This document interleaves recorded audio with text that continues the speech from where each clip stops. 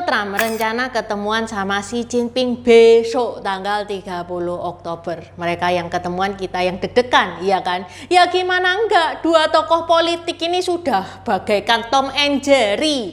Bedanya kalau Tom and Jerry ribut yang rusak rumahnya sendiri. Lah kalau duo ini ribut, seluruh dunia itu kena serangan jantung berjamaah. Tapi ya ada bagusnya ya, Donald Trump sama Xi Jinping ini ketemuan. Siapa tahu ada jalan damai, siapa tahu mereka itu bakal akur. Dilala, dapat damai. Ketemu aja belum, sudah muncul bau-bau perang dingin jilid kedua. Jadi apa sih sebenarnya yang terjadi antara Amerika dan China? Kenapa mereka berdua memanas lagi? Setahun sudah 2 kali loh ini. 大家好，我叫Intan，欢迎来到我的频道 Dynasty 小喜。Kalau teman-teman suka sama kaos yang Intan pakai, ini custom marga ya. Teman-teman bisa custom marga sesuai dengan marga teman-teman sendiri. Tersedia berbagai macam efek. Yang Intan pakai ini efek emas. Dijamin kinclong emasnya. Bisa tulisan besar di dada tengah atau tulisan kecil di dada kiri kayak yang Intan pakai. Bisa nama lengkap seperti yang Intan pakai ini. Selain efek emas ada juga efek rainbow. Jadi kalau kena cahaya itu hologramnya keluar. Ada efek glow in the dark. Kalau malam itu kelihatan menyala. Kalau teman-teman tidak suka aneh-aneh tanpa efek juga ada. Selain custom marga ada juga karakter-karakter Tiongkok seperti Jin Shi Huang, Kaisar pertama Tiongkok, Konfusius, Hakim Pao, Kerasakti, Neja, tokoh Samkok juga lengkap mulai dari Guan Yu, Zhuge Liang, Zhao Zhelong, 3 bersaudara, 5 jenderal macan. Guan Yu diobati oleh tabib Huatuo. Tabib Huatuo itu sendiri. Silakan di check out sebelum tanggal 10 November di Shopee yang linknya ada di deskripsi. Okay, let's start. Jadi ceritanya pada tanggal 29 September Amerika itu mengeluarkan peraturan baru yang ngebikin China itu bete. Lewat Departemen Perdagangan Amerika resmi memperketat larangan ekspor teknologi tinggi termasuk chip ke entitas yang sudah di blacklist sama Amerika. Setaunya Intan, entitas yang sudah di blacklist itu termasuk ya Iran, Pakistan, Turki, tentu saja China. Tapi masalahnya aturan yang 29 September itu bukan perusahaan China doang yang di blacklist sama Amerika, termasuk anak buahnya dan afiliasinya mereka. Jadi kalau satu perusahaan itu punya saham, yang mana saham itu di 50%-nya dimiliki oleh grup yang sudah di blacklist oleh Amerika itu, ya masuk entitas yang sudah di blacklist. Aturan ini dikenal dengan nama affiliate rule atau aturan 50%. Tujuannya Amerika itu mau nutup celah yang dipakai buat China selama ini untuk muter lewat jalur belakang.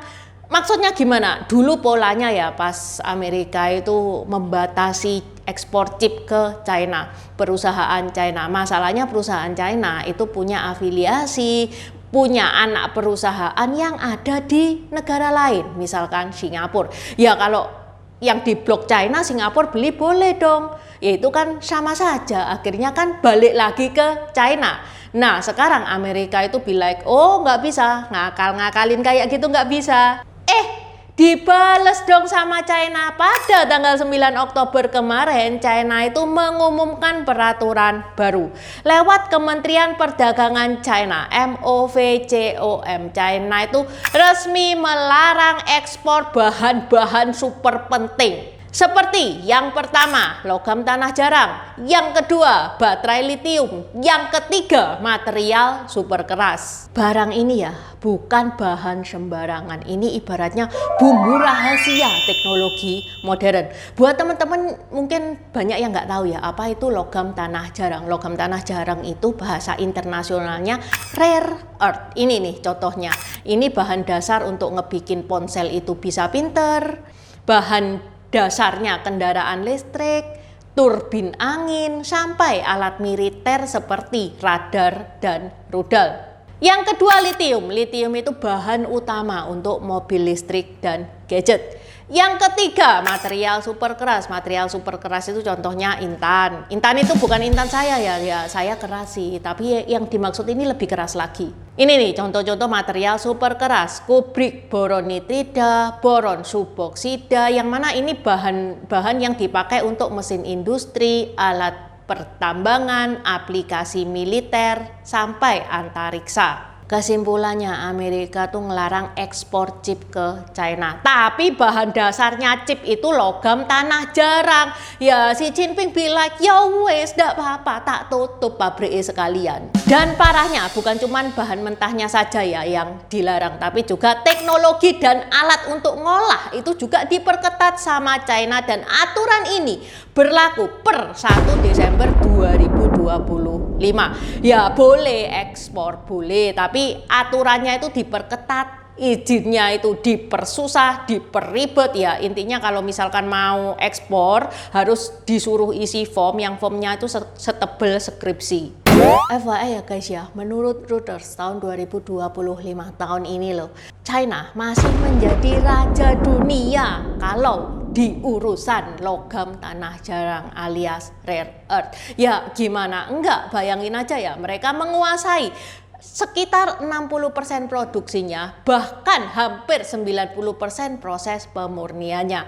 HP, mobil listrik, senjata-senjata canggih. Bahan pentingnya apa? Ya logam tanah jarang ini. Karena posisi China begitu dominan, mereka itu punya pengaruh besar terhadap Amerika dan negara-negara barat di meja perundingan dagang. Dan setelah China melakukan pembatasan ekspor logam tanah jarang ini, ya wajar saja ya dunia industri itu langsung gelagapan. Sebuah survei dari Kamar Dagang Amerika di China bulan Mei lalu menunjukkan kalau 75% perusahaan Amerika khawatir stok logam tanah jarang mereka itu bakal habis dalam kurang lebih 10 tahun.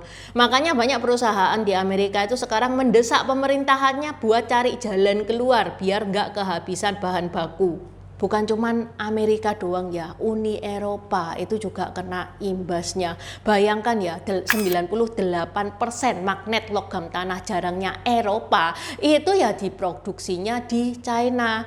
Makanya industri Eropa kayak mobil lah, jet tempur lah, alat-alat medis lah, itu semuanya itu bahannya itu ya balik lagi ke China. Gak heran ya setelah mendengar berita ini, Asosiasi Pemasok Otomotif Eropa itu ngomel, ini kalau diberlakukan produksi itu bakal macet, banyak pabrik tutup karena kekurangan bahan baku. Seorang peneliti dari Italia, Alberto Prinacerai, itu bilang kayak gini ya, kalau soal skala dan efisiensi, Barat nggak bisa menyamakan China.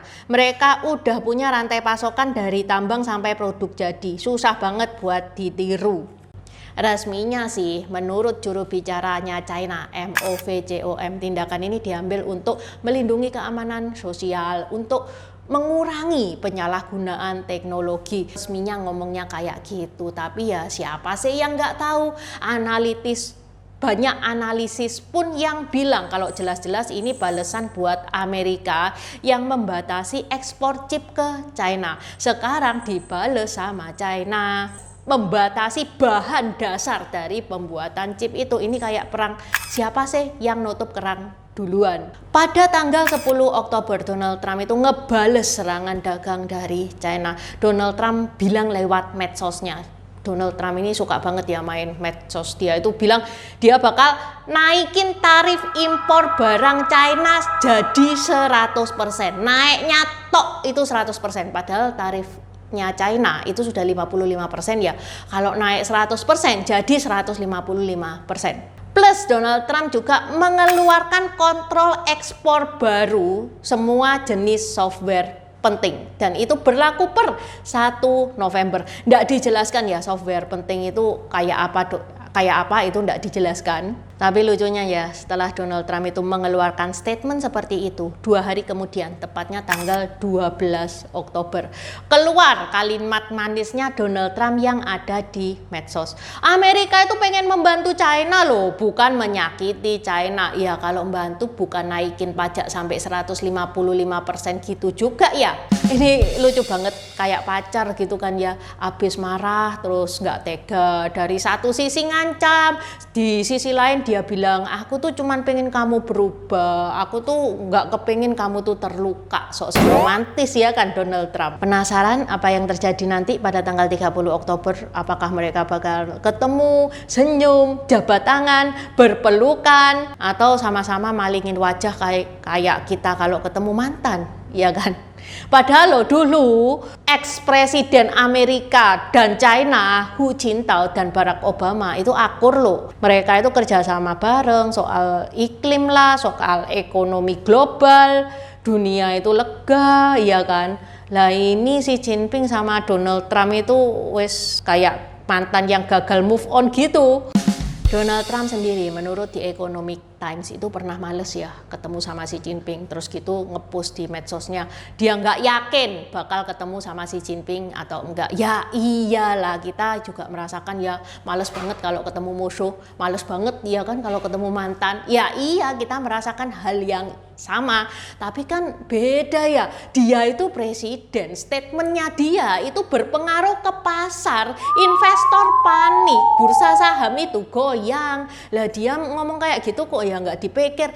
Seperti tadilah kronologisnya yang tadi Intan ceritakan, pada tanggal 27 September Amerika kan membatasi chip ke ke China, iya kan? Dibales sama China tanggal 9 Oktober, yang mana China itu membatasi ekspor logam tanah jarang. Lah, dari 27 September sampai 9 Oktober itu kan lumayan ada waktu, ada jarak, iya kan?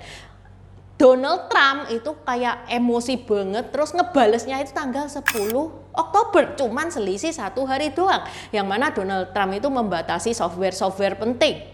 Lah, dia ngomong kayak gitu itu apa enggak tergesa-gesa, terlalu tergesa-gesa untuk sekelas presiden yang omongannya, statementnya itu sangat berpengaruh ke pasar. Habis gitu, nggak lama kemudian ditarik sendiri loh omongannya sama dia. Oh enggak kok, enggak jadi.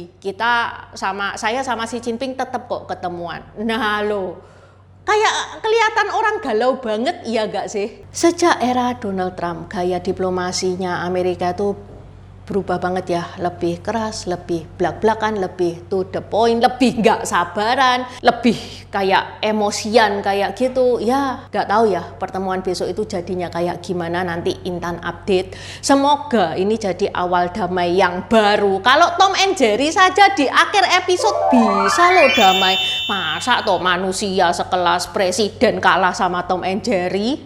Oke, sampai di sini dulu bahasan Intan hari ini. Terima kasih udah nonton channel ini sampai habis. Dukung aku terus berkarya dengan klik subscribe dan bunyikan lonceng di bawah ya guys.